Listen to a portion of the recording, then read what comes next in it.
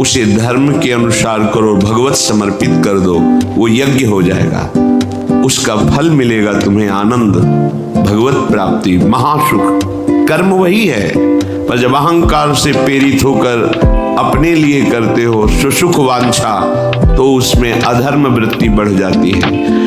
अधर्म वृत्ति निश्चित आपको भोगना पड़ेगा।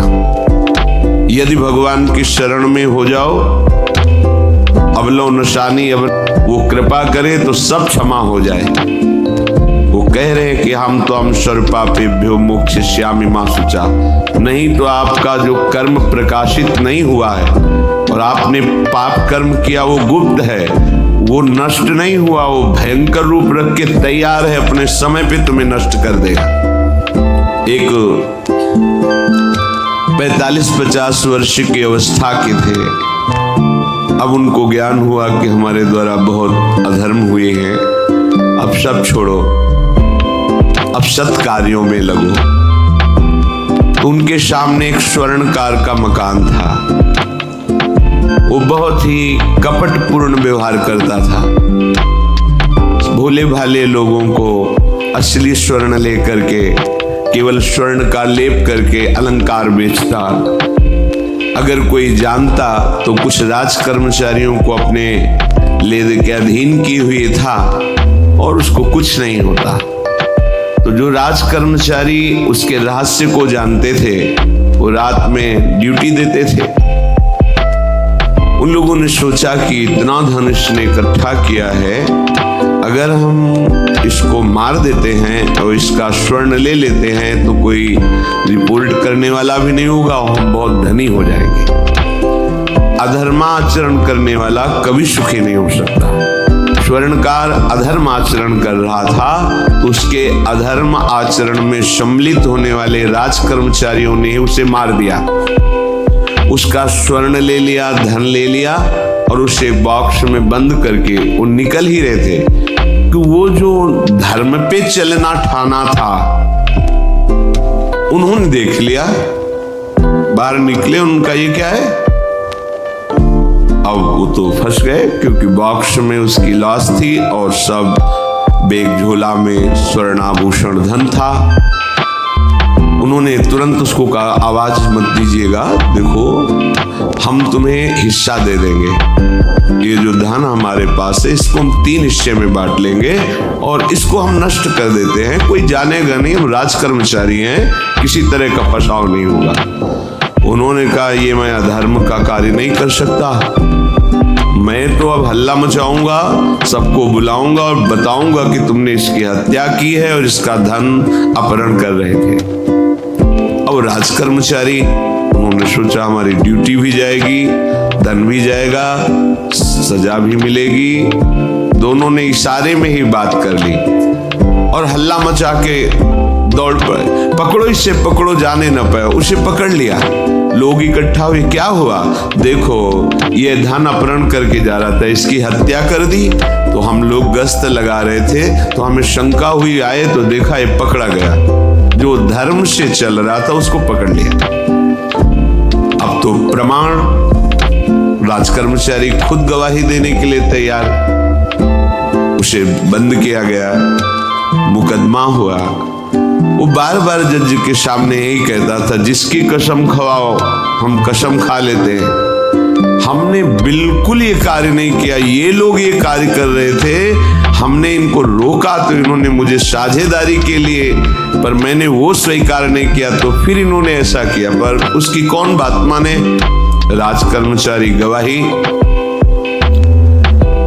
मुकदमा लंबा खिंचा, उसे जेल में रखा गया। हर बार आके वो यही प्रार्थना करता,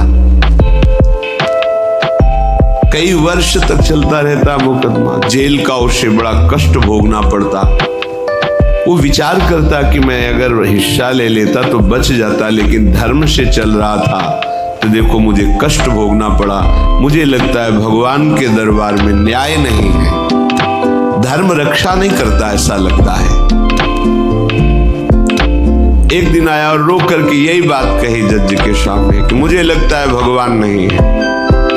क्योंकि मैं बार बार सत्य को साक्षी करके कहता हूं कि मैंने ये कर्म नहीं किया और मुझे दंड दिया जा रहा है, मुझे क्लेश दिया जा रहा है धर्म से चलने के कारण। अगर मैं सम्मिलित हो जाता तो मुझे तीसरा हिस्सा मिलता और बिल्कुल बात शांत होती। ये क्या धर्म है, कहां भगवान है?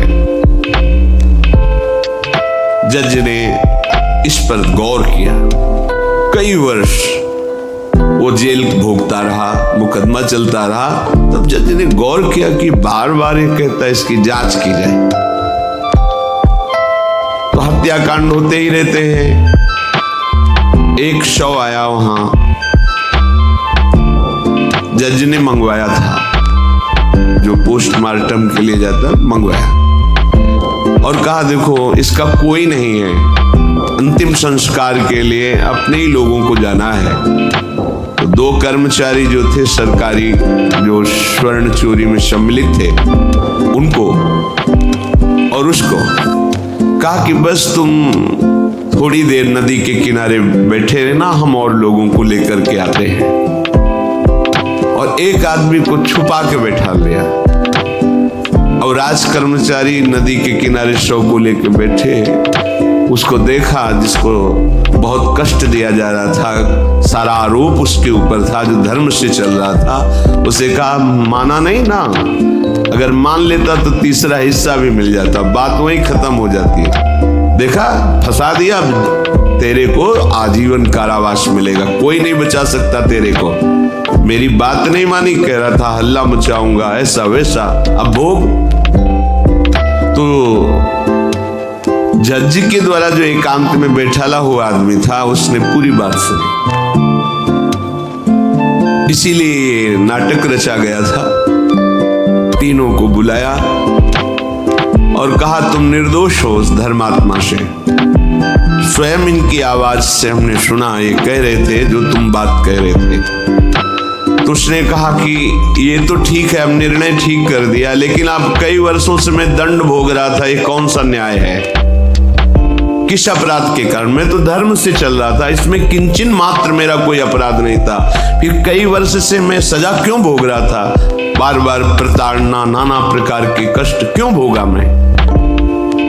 जज ने कहा तुम हृदय को साक्षी करके बताओ, क्या कोई ऐसा अपराध किया है जिसका प्रकाश ना हुआ और तुम्हें दंड ना मिला हो? हम तो अब उसका कोई दंड थोड़ी तुम्हें देंगे, लेकिन तुम्हारे अंदर जो भगवान के प्रति आरोप है उसका निराकरण हो जाएगा। उसने कहा हाँ, यौवन अवस्था में मैंने किसी स्त्री को ऐसा ऐसा, और वो विरोध करने पर भी उसे मार दिया और आज तक बात कोई प्रकाशित नहीं हुई। तो बोले फिर भगवान को क्यों दोष देते हो? वो कर्म तुम्हारा दंड अगर मिल जाता तो नष्ट हो जाता, वो कर्म सुरक्षित है। उसी कर्म ने तुम्हें यहां अधर्म ना होने पर भी फंसाया और देखो तुम्हें भोगना पड़ा। तो निश्चित समझो, यदि आप अधर्म के द्वारा कोई भी सुख साधन करेंगे तो आप नष्ट होंगे। अधर्म के द्वारा आप धन आदि छीनना चाहेंगे तो आप नष्ट होंगे। अधर्म कर दिया है और उसका प्रायश्चित नहीं हुआ तो वो कर्म सुरक्षित है। ऐसी जगह फंसाएगा जहां 100% आपने कोई अपराध नहीं किया पर आपको उसका दंड भोगना पड़ेगा। फिर आपको लगेगा कि न्याय में अन्याय हो रहा है, कोई भगवान नहीं है। देखो मैंने बिल्कुल कसम खा के कहता हूं पाप नहीं किया, पर ये पाप का जो आरोप लगा वो पूर्व पाप आकर के तुम्हें दंडित कर रहा है। अब इस कर्म विधान को ये बहिर्मुख लोग क्या जानते हैं?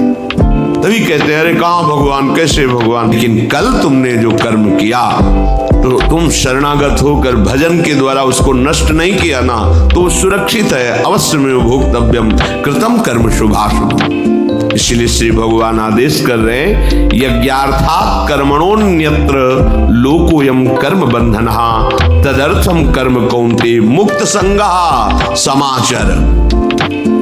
मुक्त हो जाओगे, न काम तुम्हें अधीन कर पाएगा, न पाप अधीन कर पाएगा, परमानंद में डूब जाओगे। केवल प्रभु के लिए कर्म करो। ये अगरबत्ती, धूप बत्ती, आरती, पूजा, प्रभु को अपना नहीं माना तो ये थोड़ा शुभ कर्म बन गया, बस ये तुम्हारा प्रायश्चित नहीं होगा। जो तुमने अधर्माचरण के अगरबत्ती धूपबत्ती से खत्म होने वाले नहीं हैं, उनके लिए तुम्हें नाम जप करना पड़ेगा, नाम कीर्तन करना पड़ेगा।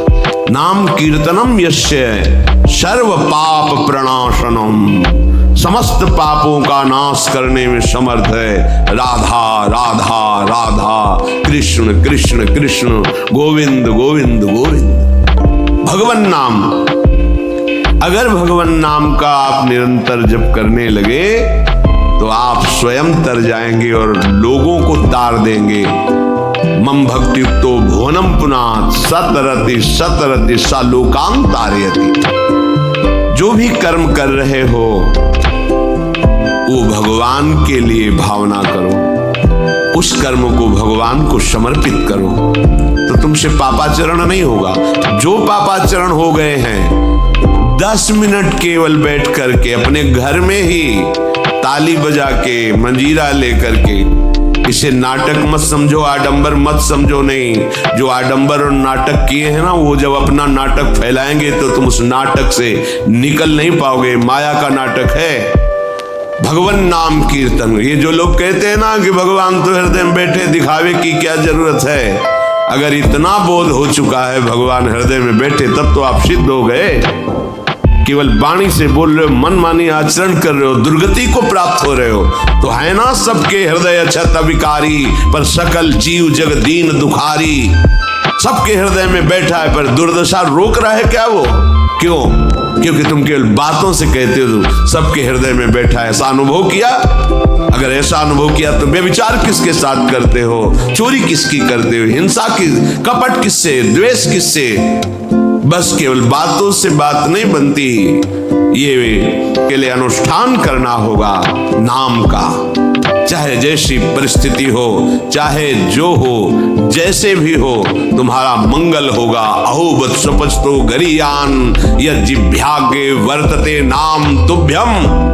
वो नीच आचरण करने वाला, अभक्ष पदार्थ खाने वाला भी यदि भगवान नाम उच्चारण करता है तो परम पावन हो जाता। अहो, आश्चर्य की बात, बड़े बड़े प्रायश्चित जिसे पावन नहीं कर सकते, भगवान नाम उसे पावन कर देता है। जैसी हरिवंश विचार के मनुज देह गुरु शरण गई, सकै तो सब पर पंच तजी कृष्ण कृष्ण गोविंद कही। कृष्ण कृष्ण गोविंद क्या जाता है? हम तो ये नहीं कह रहे कि तुम नहा के जपो, तुम ऐसा गोविंद गोविंद राधा राधा राधा वल्लभ श्री हरिवंश, तुम पावन हो जाओगे प्यारे। तुम्हारी दुर्गति, तुम्हारी विपत्ति, तुम्हारी उन्नति में जो बाधक कर्म है उनको नष्ट करो। अगर नाम जप नहीं तो कहीं भी भाग के चले जाओ, देख लो तुम्हें क्या मिलता है।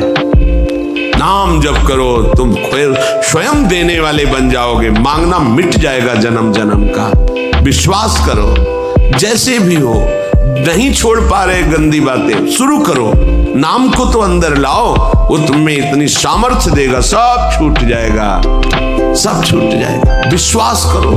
आज तक जितने बड़े बड़े ऊंचाई के पद पर पहुंचे हुए महात्मा हैं, सबके मूल में नाम पाया गया।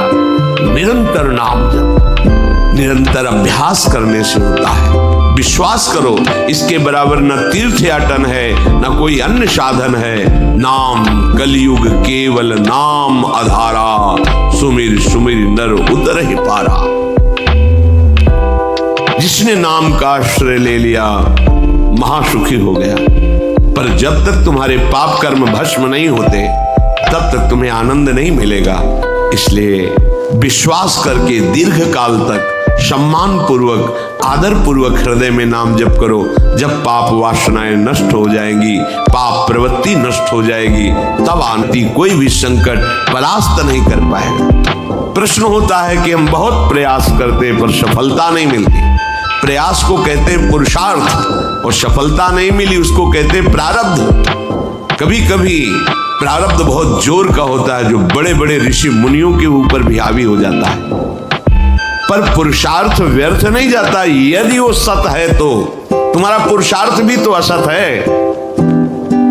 अगर राधा राधा बीच में बोलते रहो और प्रभु की भावना कर लो कि 8 घंटे से जो काम कर रहा हूं वो समय और वो कार्य दोनों प्रभु को समर्पित करते हैं, अब ये सत्य पुरुषार्थ हो गया। अब प्रारब्ध को बदलने की सामर्थ्य आ गई तुम्हारे पुरुषार्थ में। खिलवाड़ नहीं है जो तुम एक भी कर्म करते हो, वो कर्म सुरक्षित है, वो तुम्हें दंड दे के रहेगा या तुम्हें सुखी करके रहेगा। शत है सुकृत है तो सुखी करेगा। विश्वास मानिए, ये सत्य वार्ता है, ये कोई चाटुकारिता की बात नहीं है। सत्य रहता है, चाहे जो युग हो चाहे जो समय हो, सत्य अपना प्रभाव दिखा के रहता है। इसलिए भगवान का आदेश है, तुम्हारा जीवन भगवत प्राप्ति के लिए, आनंद में डूबने के लिए, मस्त होने के लिए मिला है। ये मस्ती नशा में नहीं है, ये मस्ती दूसरों के शरीर का मांस खाने में नहीं है, ये मस्ती दूसरों की हिंसा व्यभिचार इसमें नहीं है। मस्ती है स्वात्मानंद की, जब कोई चाह नहीं, कोई परवाह नहीं, मृत्यु भी एक खिलौना लगने लगे, उसे मस्ती कहते हैं। वो मस्ती आती है भगवान नाम जप से। शुद्ध ज्ञान का प्रकाश हुआ, मरने का भय खत्म हो गया, क्योंकि शरीर राग नष्ट हो गया। इसलिए सावधान होकर जो जहां जैसी भी परिस्थिति पास रखो, राधा राधा कृष्ण कृष्ण गोविंद गोविंद देख लेना, निहाल हो जाओगे, निहाल हो जाओगे, मस्त हो जाओगे। हमारी बात मान लो, हमारी प्रार्थना मान लो, कुछ इसमें नहीं लगता। इसमें न पैसा देने की बात कर रहे, ना कोई संयम नियम की बात कर रहे। जैसे बने, मन नहीं लगता मत लगने दो, ये बड़ा दुष्ट है, ये लगता है हमें दुर्गति कराने के लिए। अगर इसकी हाँ में हाँ मिलाओगे तो ऐसे निंदनीय कर्म कराता है, घृणा होती है अपने मन से। देखो ना, झांक के देखो ना मन को, कभी ये तृप्त नहीं हुआ। वही गंदी बात, वही गंदा चिंतन, वही गंदे आचरण की प्रेरणा। इस दुष्ट को मित्र मानते हो, ऐसे मन को? जो हमारा खास दुश्मन है वो मन है, वासनाओं में फंसा हुआ, वासनाओं की प्रेरणा करने वाला दुश्मन डंडा है हरिनाम। जितना जपोगे मन उतना ही सावधान रहेगा। कृष्ण कृष्ण गोविंद गोविंद गोविंद निरंतर रटन करो, राधा राधा राधा। क्या जाता है? जिह्वा से नाम उच्चारण कर रहे, शरीर से अच्छे कर्म कर रहे हैं, विचार अपने आप पावन होने लगेंगे। विचार पावन हुआ तो महात्मा हो गया, चाहे वो गृहस्थ हो चाहे वो विरक्त हो। तो ध्यान दीजिए, हमारे पुरुषार्थ को प्रबल करने वाला और प्रारब्ध को नष्ट करने वाला एक ही महान समर्थ है, भगवान नाम। इसके सामने कोई साधन बराबरी नहीं कर सकता।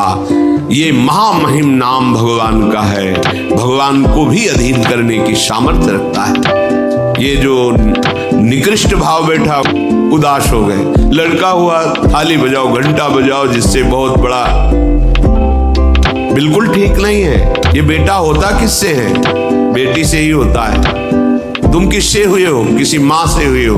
वो क्या थी? किसी की बेटी ही थी। कैसी मूर्खता छा गई है, गर्भस्थ बेटी की कोई परवाह न करके उसको। ये क्या है? कितने राक्षस वृत्ति में आ गए हैं हमारी। राक्षस भी अपने बच्चों को नहीं खाते। कितनी राक्षसी बुद्धि। हम सुंदर दिखना चाहते हैं, समाज में सम्मान पाना चाहते हैं, और पाप कर्म कैसा? बेटी है गर्भ में, हत्या करा दो, नहीं चाहिए। बेटा कहां से पैदा होगा? वो किसी की बेटी से ही तो पैदा हो रहा है। कैसी मूढ़ता छा जाती है। वैसे भी शास्त्र में स्त्री हत्या करना बहुत बड़ा महापाप कहा गया है। उसमें भी कन्या, सर्वनाश। इसके बाद फिर रोते हैं, हमने कौन सा पाप किया, भगवान ने हमारा पुत्र छीन लिया। कौन सा पाप किया, भगवान ने ऐसा कर दिया। अरे अपने डायरी में तो लिखा करो कि तुमने कौन से पाप किए हैं। फिर जब परिणाम आवे तो सोचोगे तो लगेगा बहुत हल्के में निपाट रहे हैं भगवान, हमें तो बहुत कष्ट मिलना चाहिए। कैसी कैसी निर्दयता बैठ गई हो। हम मनुष्य कहलाते हैं सद, और गर्भस्थ शिशु की हत्या करते हैं। मान जाओ, ना सत्संग सुन रहे हो, ना शास्त्र स्वाध्याय कर रहे हो, इसलिए तुम्हें पता नहीं कि तुम कौन सा पाप कर रहे हो। ऐसे ये पाप, कुछ पाप ऐसे हैं जिनको वज्र की लीक कहा गया। वज्र की लीक में मिटाल नहीं सकते, तुम्हें भोगना पड़ेगा। जो गृहस्थ है और संतान नहीं है, उस जीवन को सार्थक करने के लिए अपने गृहस्थ जीवन का त्याग करो, तीर्थ धाम कहीं वास की व्यवस्था करो और दोनों मिलकर भजन करो, अपने शरीर को पूरा करो, तो जीवन सार्थक हो जाएगा। अगर गृहस्थ है, संतान है, पढ़ाओ लिखाओ, उसको उसी योग्य करो जैसे तुम्हारे माता पिता ने किया है, तो तुम उस ऋण से मुक्त हो जाओगे और फिर भी भजन करो। दूसरा, जो अपने धर्म से भ्रष्ट हो चुका है, उसका जीवन व्यर्थ है। आपका एक धर्म है, सबसे पहला धर्म है मनुष्य धर्म। मनुष्य का क्या कर्तव्य है? अपने प्राणों का भी बलिदान देकर दूसरे की रक्षा करना, और यहां अपने मन को सुख पहुंचाने के लिए दूसरे की हत्या कर देना। कैसा राक्षसी भाववृत्तियों में आ गया। देखो, अगर कोई माता बहन एकांत मिल जाए तो बस राक्षस जैसे टूट पड़ते हैं, ऐसे स्वभाव, मार दो, जला दो, काट दो। बड़ी दुर्गति होगी, देख लेना, यहां भी होगी। छुपा के भी कर लो, तब कर्म प्रकाशित होगा। जब तुम अपराध नहीं करोगे, अपराध नहीं करोगे, तब वो अपराध तुम्हें फंसाएगा और जीवन भर रुलाएगा। मरने के बाद बड़ी जेल, ये छोटी जेल है। जैसे बड़े अपराधियों को बड़ी जेलों में भेजा जाता है, तो विश्व ब्रह्मांड की सबसे बड़ी जेल और वहां के सबसे बड़े जेलर यमराज, वहां दंड मिलता है। आप ऐसा ना सोचिए कि ये सब गप है। गांव में जैसे बात करे तो लगता है गप है, जब जेल हो आते हैं ना तो कहते हैं। एक गांव में मिले थे, कहा था कि अगर रोज 5 जूता कोई गांव में हमें मारे तो हम उसे सह लेंगे, लेकिन दोबारा जेल जाने वाला आचरण नहीं करेंगे। दिखा रहे थे, देखो कैसे कैसे कष्ट वहां के कैदी भी मारते हैं जो बहुत पुराने हो गए हैं, वो हमको अनुशासन में रखते हैं। ऐसा ऐसा कितना कष्ट। अब वो गया ना तो भोगा, अब माया के कारण स्मृति नष्ट हो गई नहीं, सैकड़ों बार अपने भी भोग के आ रहे हैं नरक। दूसरे, उसका जीवन नष्ट है जो धर्म का त्याग कर चुका है। तुम पिता माता से प्रकट हुए, तुम्हारा धर्म है माता पिता की सेवा करना। वयोवृद्ध बेचारे माता पिता उठने बैठने में असमर्थ हैं, आप पैसे कमाने के लिए अपनी बहुली निकल गए, अब वो कष्ट भोग रहे हैं। ना उनको देखना है, ना उनकी व्यवस्था करना है। मरने दो तो ठीक है, तब तुम्हें पता चलेगा। अवश्य में भोक्तव्यम कृतम कर्म शुभाशु। होश में माता पिता सबसे पहले भगवान हैं, यदि आप गृहस्थ हैं तो। अगर आप बाल्यावस्था से भगवान के मार्ग का अनुसरण कर रहे हैं तो फिर भगवान प्रणत कुटुंब पाल रघुराई, भगवान व्यवस्था कर देते हैं। वैराग्य मार्ग में लौटकर पीछे नहीं देखा जाता। हमारे भगवान के अवतार माने महाप्रभु चैतन्य देव, नवयुति विष्णु प्रिया जी माता सची छोड़ के चल दी। आद्य गुरु भगवान शंकराचार्य भगवान के अवतार माँ के छोड़ के चल दिया। भगवान के मार्ग में यदि ऐसे चले तो भगवान संभाल लेते हो, परम पद मिलता है 21 पीढ़ियों को। माँ तो बिल्कुल नजदीक है, 21 पीढ़ियों को भगवत प्राप्ति हो जाती है। और शब्द है प्रणत कुटुंब पाल रघुराई, भगवान स्वयं उसके परिवार का पोषण करते। पर यदि गृहस्थ धर्म में हो और अपने माता पिता का त्याग कर दिया, उनकी सेवा नहीं करते हो, दुख भोग रहे, तो तुम्हें भले उन्नति दिखाई देती हो, बाद में परिणाम देख लेना आप। तीसरा, जो दूसरों के भोजन छीनने की चेष्टा में रहता है, कैसे इसका धन अपहरण कर ले, कैसी जमीन अपहरण कर ले, कैसे इसकी अव्यवस्था पैदा कर दे इसके जीवन में, जो केवल अपने ही सुख को देखता है उसकी दुर्गति होती है। तीसरा, उसका जीवन व्यर्थ है। जो दूसरों के सुख का अपहरण करके सुखी होना चाहता है, सदैव केवल अपने सुख में डूबना, सोचना कैसे मैं सुखी हो जाऊं, अधर्माचरण करूं, छीन लूं, क्या करूं, कैसे करूं, उसका जीवन व्यर्थ है। और चौथा, जो आए हुए साधु महात्मा अतिथि का अनादर कर देता है, अपमान कर देता है, सारे सुकृत नष्ट हो जाते हैं। ये 4 का जीवन बिल्कुल व्यर्थ हो जाता है। इनको असत जीवन कहा गया है, वृथा जीवन। 4 दोष कभी हृदय में ना आने पावे। आरूढ़ पतिते दत्तो मन्यायोपहृतम चेयत व्यर्थम तु पतिते दानम ब्राह्मणे तस्करे तथा। बहुत ध्यान देने योग्य बात। जो वानप्रस्थ या विरक्त भाव संन्यास ले लेते हैं और कुछ वर्ष चलने के बाद मैं तो इस पे नहीं चल पाऊंगा लौट जाते, उन्हें घोर नरक की प्राप्ति होती है। कुछ भी कर लो, ये भारी अपराध तुम्हें नरक की प्राप्ति कराएगा। मार्कंडेय जी महाराज युधिष्ठिर को उपदेश कर रहे हैं। एक बार एक सन्यासी जी ने कहा था कि हमने गुरुजनों से सुना है कि यदि वचन से संकल्प ले ले कि बस अब कुछ महीने बाद हम सन्यास ले लेंगे और विरक्त होकर भगवान का भजन करेंगे, और यदि वो ऐसा नहीं करता तो उसे चंद्रायण व्रत रहना चाहिए, तब उस पाप से मुक्त होगा। चंद्रायण व्रत कहते हैं प्रतिपदा को 1 ग्रास, द्वितीया को 2 ग्रास और अमावस्या को 12-11 ऐसे, पूर्णिमा को पूर्ण को 1 महीने ऐसे उपवास रहने से हम सन्यास लेंगे। इस बात के अपराध का उसको सन्यास लिया नहीं, केवल घोषणा कर दी थी। और जो सन्यास ले लिया या वानप्रस्थ, वानप्रस्थ कहते हैं पत्नी के सहित विरक्त होकर भजन करना। गृहस्थ में थे, अब निर्णय कर लिया कि अब आजीवन हम ब्रह्मचर्य रहेंगे और भगवान का भजन करेंगे, धाम तीर्थ वन आदि में रहकर वो जीवन में दोनों भजन करके भगवान की प्राप्ति में लगा, उन्हें वानप्रस्थ कहते हैं। सन्यास जो पूर्णतया वैराग्यवान होकर केवल भगवान के आश्रित जीवन। सन्यास मार्ग में माता पिता परिवार का दिया हुआ कुछ स्वीकार नहीं किया जाता, उनके द्वारा भरण पोषण नहीं स्वीकार किया जाता। अगर स्वीकार करता है अपने धर्म से भ्रष्ट हो जाता है। ये मनमानी आचरण न शास्त्र स्वाध्याय है न सत्संग में सुविधा है। मनमानी आचरण से अध्यात्म मार्ग प्रकाशित नहीं होता। जिसने सन्यास ले लिया और वो फिर गृहस्थ में लौट जाता है, अब हमसे तो होने वाला नहीं, तो उसे आत्मचयत, उसको दुर्गति प्राप्त होती है। इसलिए होश में ये मार्ग ऐसा नहीं अब हमारा मन नहीं लगता, अरे अहो भाग्य है कि तुम्हारे भाग्य से विषय भोग मिटा दिया भगवान ने, तुम्हें परमार्थ का मार्ग दे दिया। जिसको छोड़ना कठिन है भगवान ने उसे काट दिया, चलो मेरे मार्ग में चलो। मनमानी आचरण नहीं, बिल्कुल नहीं। यहां शास्त्र आदेश करता है, ऐसे नहीं होना चाहिए कि 4 दिन हुए कपड़ा उतार दिया, कपड़े बदल लिए, 5वें दिन फिर उसी पोशाक में। तो जानते हो इससे क्या होगा? जीवन भर कुछ कर लो, कार्य ये कानून है।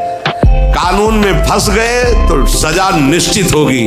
ये भागवतिक कानून, जैसे एक राजकीय कानून है, तो ये भागवतिक त्रिभुवन का कानून है। त्रिभुवन में कहीं यही कानून काम करेगा। अलग अलग देश का कानून है, लेकिन ये त्रिभुवन का कानून, विश्व का कानून है, ये भगवदी कानून है। अगर इसमें फंस गए तो निकलना मुश्किल हो जाएगा। बहुत शास्त्र के अनुसार चलो। तो जो वानप्रस्थ या सन्यास लेकर के पुनः गृहस्थ धर्म से युक्त हो जाता है, उसकी दुर्गति निश्चित हो जाती है। आप वो कर ही नहीं पाओगे। जैसे कहते हैं अब मंत्र ले लिया, अब क्या जाने की जरूरत है। मंत्र प्रकाशित ही नहीं होगा, जप ही नहीं पाओगे। लिख के देख लो, ये शब्द लिख लो, मंत्र नहीं प्रकाशित होगा, जप ही नहीं पाओगे। खिलवाड़ है परमार्थ चलना। एक एक अक्षर में अगर त्रुटि हो जाती है तो छाती जल। अगर शास्त्र सम्मत इष्ट प्रेरित है, हृदय शीतल रहेगा, परमार्थ प्रकाशित रहेगा। ये मार्ग है। अब कौन शास्त्र स्वाध्याय करता है? कहाँ में सत्य चर्चा सुनने को मिलती है?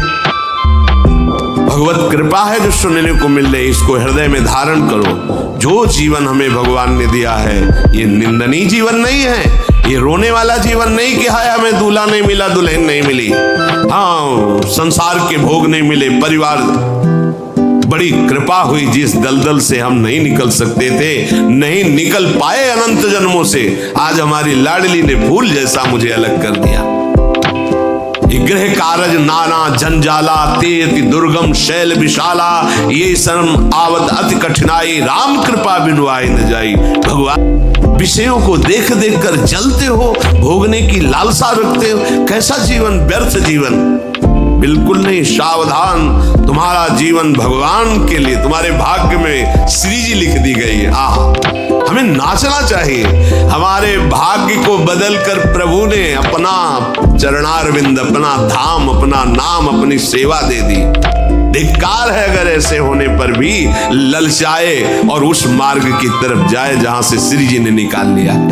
तो जो वानप्रस्थ या संन्यास धर्म स्वीकार करके पुनः गृहस्थ धर्म का आश्रय ले लेता है, उसकी नारकी गति होती, दुर्गति होती है। और जो पापाचरण करके, अन्याय से, अधर्म से छीन झपट करके धन और सोचता है उसमें कुछ दान कर देंगे, जैसे किसी ने प्रश्न किया था ब्लैक और व्हाइट कि अब हम तो ब्लैक और व्हाइट का मतलब काला और सफेद समझते हैं, तो काला जो राजकीय विभाग से पास ना हो उसे ही काला धन कहते होंगे। तो काला धन काला ही रहता है, कोई व्हाइट नहीं कर सकता उसे। जमा कर लो, एक समय आएगा कि ट्रक में लद के सब चला जाएगा, तुम भी लद के चले जाओगे। अगर वो समय ना आया तो यमराज के दूत तुम्हें ले जाएंगे, सब यही पड़ा रहेगा। होश में चलो। दान किसे कहते हैं? खूब मेहनत करो, धर्म से कमाओ, फिर उससे एक रोटी की व्यवस्था किसी की भी कर दो, उसे सतदान कहते हैं। लाखों बेईमानी से कमाए, अधर्म आचरण से दूसरों को चूस चूस के ऐसा दुख दे कर फिर सोचा कि लाख में 10,000 दे देते हैं, व्हाइट हो जाएगा। व्हाइट नहीं हो जाएगा, ये और तुम्हारे ऊपर आक्रमण कराएगा, क्योंकि जिनको दे रहे हो उनकी भी बुद्धि तो भ्रष्ट होगी। तो तुम्हारा धर्म बनाना, हाँ, व्हाइट नहीं होगा, फाइट हो गया, मार पिटाई शुरू करवाएगा, वो ऐसे आचरण करवाएगा, जहां जाएगा वहां खोपड़ी फोड़ेगा। उसका परिणाम जब आपके आएगा तो आपकी खोपड़ी फूटेगी। व्हाइट तो तब हो सकता है जब व्हाइट चलो। व्हाइट का तात्पर्य होता प्रकाश, श्वेत, ये लक्षण सतोगुण का।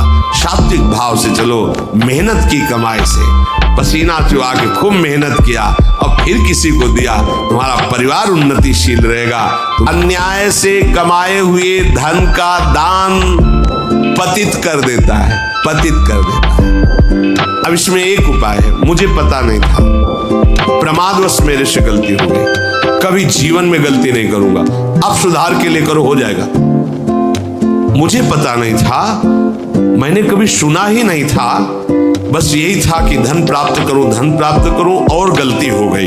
अब मुझे पता चला कि मैंने गलत किया है, तो अब लो नशानी, अब ना नशे करो, गौ सेवा, संत सेवा, ठाकुर सेवा, गलती कर, आगे से नहीं करूंगा।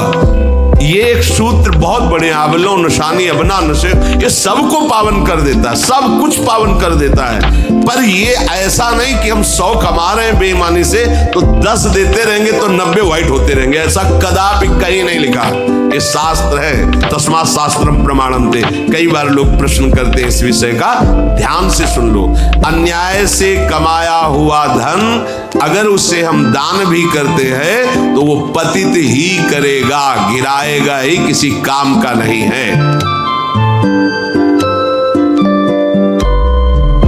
आगे वर्णन, से कमाया हुआ दान अगर ऐसे को दोगे तो वो भी व्यर्थ हो जाएगा। कैसा? मिथ्यावादी, पापाचरण करने वाला, झूठ बोलता है, पापाचरण करता है, और आप उसे दान कर रहे हैं, बाद में वो पाप करेगा तो उसका फल आपको मिलेगा। उसके पाप के बढ़ावे में आप साझेदार हुए, आपका जो दान था उसके पाप में बढ़ावा देगा, आपको उसको साझेदारी का फल भोगना पड़ेगा।